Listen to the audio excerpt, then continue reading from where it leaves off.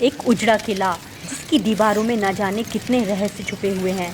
ऐसे किलों के न जाने कितने दृश्य हम फिल्मों और टीवी सीरियल में देख चुके हैं, लेकिन अगर ऐसे किले वास्तविक जीवन में हो तो उन पर यकीन करना थोड़ा मुश्किल होता है।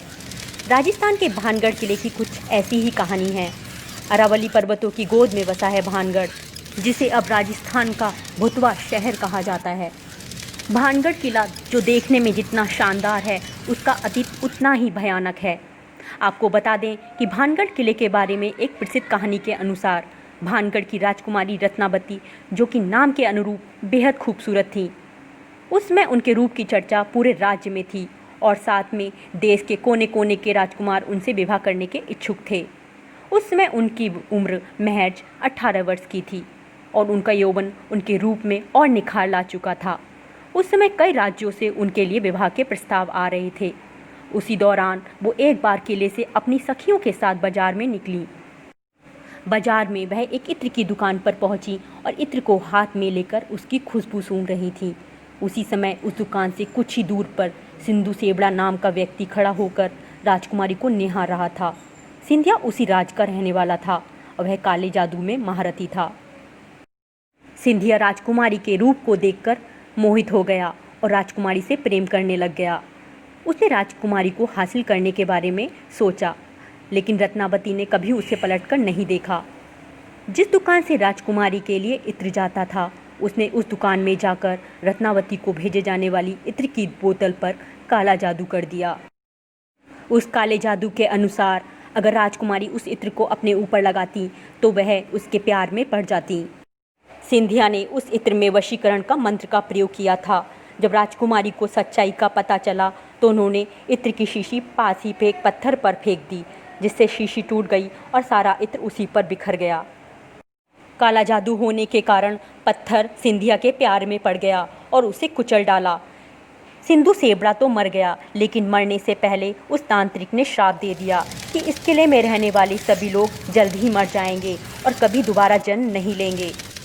ताउम्र उनकी आत्माएं इस किले में भटकती रहेंगी। उस तांत्रिक के मौत के कुछ दिनों के बाद ही भानगढ़ और अजबगढ़ के बीच युद्ध हुआ, जिसमें किले में रहने वाले सारे लोग मारे गए। यहाँ तक कि राजकुमारी रत्नावती भी उस श्राप से नहीं बच सकी और उनकी भी मौत हो गई। एक ही किले में इतने बड़े कत्लेआम के बाद वह मौत की चीखें गूंज गई और आज भी इस किले में उनकी रूहें घूमती हैं। एक और कहानी के मुताबिक यहाँ साधु रहते थे और महल के निर्माण के वक्त उन्होंने चेतावनी दी थी कि महल की ऊंचाई कम रखी जाए ताकि परछाई उनके पास तक ना आए, लेकिन बनाने वाले ने इस बात का ध्यान नहीं रखा और अपनी मर्जी से महल को बनाया। साधु ने गुस्से में श्राप दे दिया, जिससे भानगढ़ तबाह हो गया। एक तीसरी कहानी के मुताबिक 1720 में भानगढ़ इसलिए उजड़ने लगा था क्योंकि यहाँ पानी की कमी थी। 1783 में एक अकाल पड़ा जिसने यहाँ रिहाइश को ख़त्म कर दिया और भानगढ़ पूरी तरह से उजड़ गया। भानगढ़ के इन रहस्यों की वजह से यहाँ के लोग इसे भूतों का भानगढ़ कहते हैं। यहाँ के स्थानीय लोगों का कहना है कि सैकड़ों साल हो गए हैं, शायद ही किसी ने इस भूतिया किले में रुकने की हिम्मत की हो।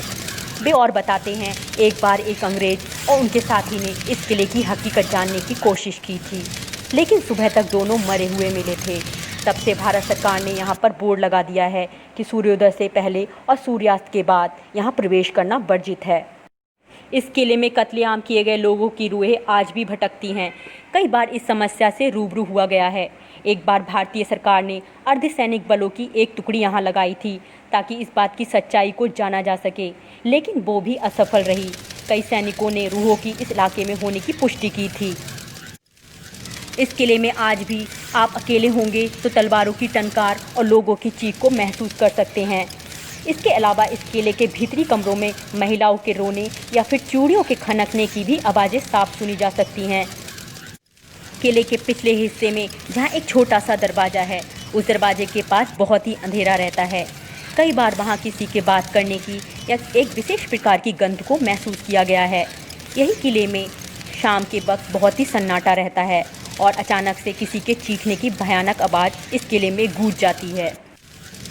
ये वो सवाल हैं जिनका जवाब किसी के पास नहीं है।